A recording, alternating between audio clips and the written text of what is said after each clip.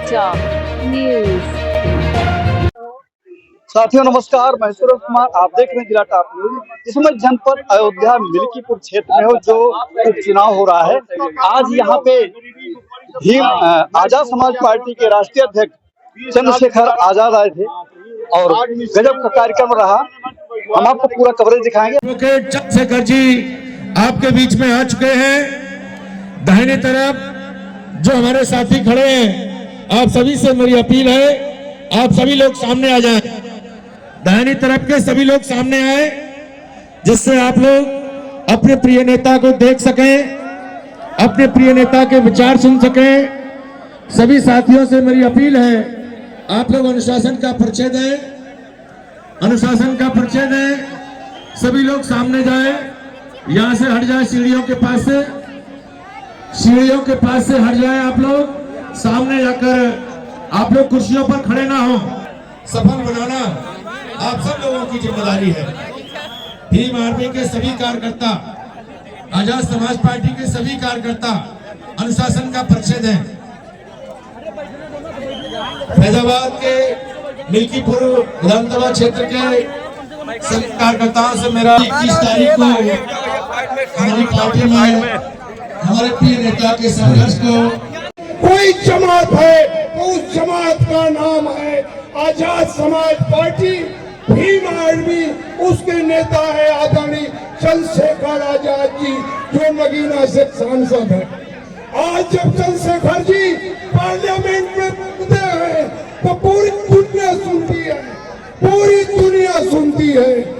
दो एक सवाल आपके बीच में रखना चाहता हूं, अगर अकलियत के भाई हो, अगर मुसलमान हो तो कान खोल के सुन लो कि कुछ जमातें आपके बीच में जो चुनाव लड़ रही है, उनसे पूछो कि आप मनुवाद मिटाने की कसम खाते हो या मनुवादियों के सहारे चलते हो। जब नेता विरोधी दल बनाने की बात आती है तो पीडीए की वकालत करते हैं, पिछड़ों की बात करते हैं, अल्पसंख्यक की बात करते हैं, दलितों की बात करते हैं, और नेता विरोधी दल माता प्रसाद पाणे को बनाते हैं। तो सूरज चौधरी का प्रणाम। और आपको बताएं कि मैं आप ये जो भीड़ है इसी में से एक हूँ, और ऐसे ही जैसे आज आप इस भीड़ के हिस्से हैं, ऐसे ही चप्पल घिसते हुए मिल्कीपुर के बीच से इसी धरती पे परसपुर सथरा से यहाँ तक पहुँचा हुआ हूँ। और इसके लिए कुछ भी ऐसा बचा नहीं है जो जिंदगी में ना झेला हो।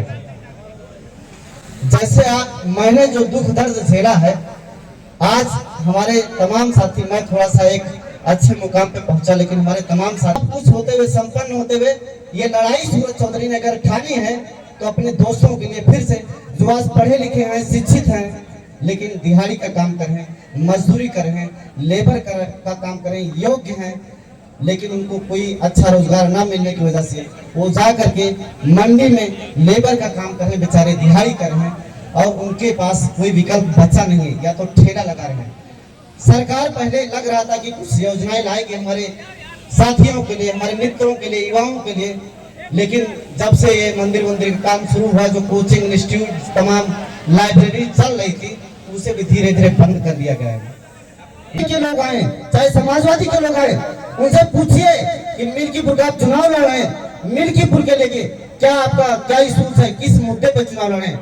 मिल्कीपुर का जो दोनों दल हैं, चुनाव लड़ने के लिए उनके पास कोई मुद्दा नहीं, सिर्फ हमारे मिल्कीपुर के जो साथी हैं, इनको गुमराह करके इनका वोट लेने का सिर्फ वो लोग तमाम तरीके का ढकोसला कर रहे हैं, और उनके पास कोई सब्जेक्ट नहीं।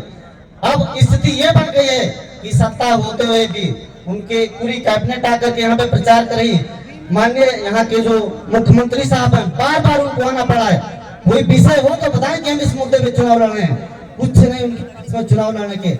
आपको एक बात जान करके खुशी होगी कि मिल्कीपुर का चुनाव आजाद समाज पार्टी जीतने जा रही, करीब 1.25 लाख वोटों से चुनाव जीतने जा रहे हैं।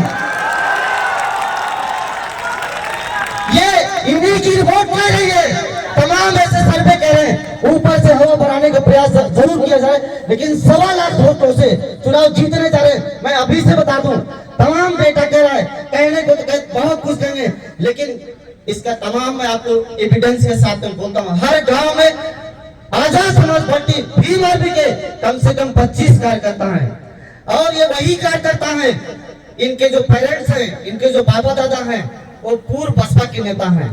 और बीएसपी के लोग जो हैं, आज कहीं न कहीं बहन जी ने एक आशीर्वाद स्वरूप हम लोगों को यहाँ सीट न लड़ते के एक आशीर्वाद दे दिया है। बसपा के तमाम लोग आशा भरी निगाहों से देख रहे थे कि अपना वोट उनको कहां देना है, वो तय नहीं कर पा रहे थे। बसपा के जनपद के बड़े नेता यहाँ पर भी मौजूद हैं, और हर तरीके से रुपए पैसे से संसाधन से सूरज चौधरी की लड़ाई को देख करके कि कम से कम कोई एक ऐसा हमारे बीच का युवा लड़का है जो संघर्ष कर रहा है, उसको सपोर्ट कर रहे हैं। बसपा की पूरी कायनात लगी हुई है कि सूरज चौधरी ही चुनाव जीते। आपको ये जान करके खुशी होगी। और दोनों जो दल हैं वो दोनों बाहर के हैं।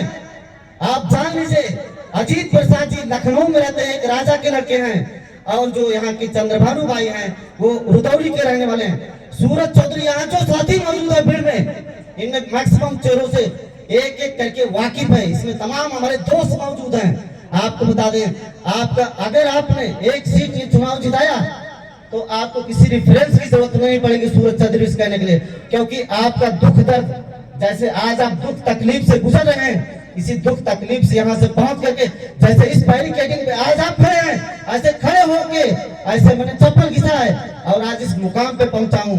संघर्ष से सब कुछ संभव है, और आप जीत की तरफ बढ़ रहे हैं। अपने सारे साथियों को समाज लीजिए, 1 to 1 बात करिए, केतली को वोट करने की बात करिए।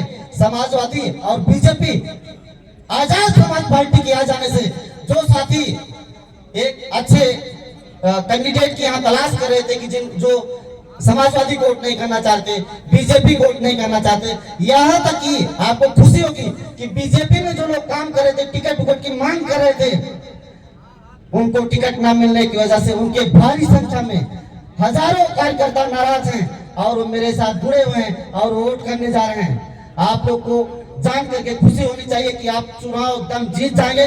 तन मन से आप लग जाएंगे, एक मित्र है, साथी हैं, अपने रिश्तेदारों को जोड़ें। चुनाव जीतने के बाद देखिए सूरज चौधरी का जो मुद्दा होगा, जो साढ़ के मुद्दे को लेकर के आज जो सत्ताधारी दल है बीजेपी जो साढ़ छोड़ रही है, और दूसरा दल कहता है कि हम साढ़ पकड़ेंगे, समाजवादी के लोग बोलते हैं साढ़ पकड़ेंगे।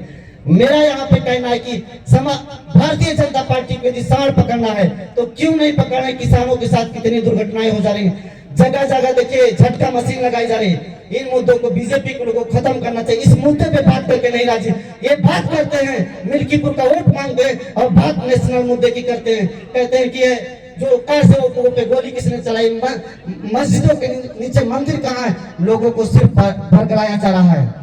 सूरज चौधरी आपके बीच का है, आपको किसी रेफरेंस की जरूरत नहीं पड़ेगी। वोट करिए, नहीं भी करते हैं आम आदमी से जैसे मिलते हो, आम आदमी से जैसे मिलते हो ऐसे हमारी मुलाकात होगी। साधारण आदमी हो, साधारण तरीके से राजनीति किया जाएगा मिल करके।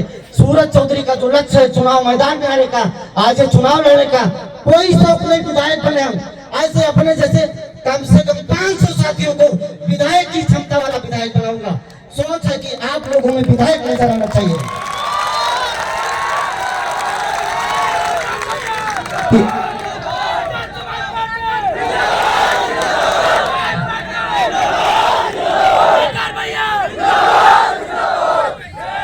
आपके सम्मान के साथ में सूरज चौधरी समझौता नहीं करेगा, आपसे वादा रहा।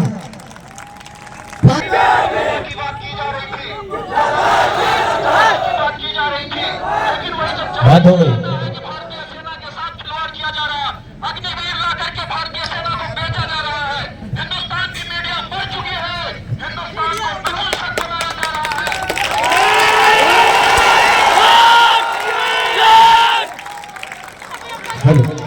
बैठिए, कार्यक्रम को चलने दीजिए भाई, आपकी बात आ गई, कार्यक्रम को चलने दीजिए, बैठ जाइए।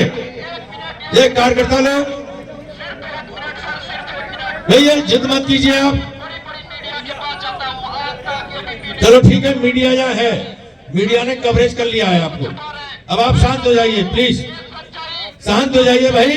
नहीं तो फिर ये हमारे कार्यकर्ता आपको शांत करेंगे। आप शांत हो जाइए। धन्यवाद। ठीक है भाई, ये हमारे सैनिक हैं, इनकी जो पीड़ा है, इन्होंने अपनी पीड़ा को माइक के माध्यम से पब्लिक के सामने और मीडिया के सामने रखा है। वो सियासा करते हैं कि आने वाली 5 तारीख को आप लोग कितनी पे आप स्वयं भी वोटिंग करेंगे और अपने साथियों से भी वोट डलवाएंगे। जय भीम, जय भीम, जय भीम। चंद्रशेखर भैया, भैया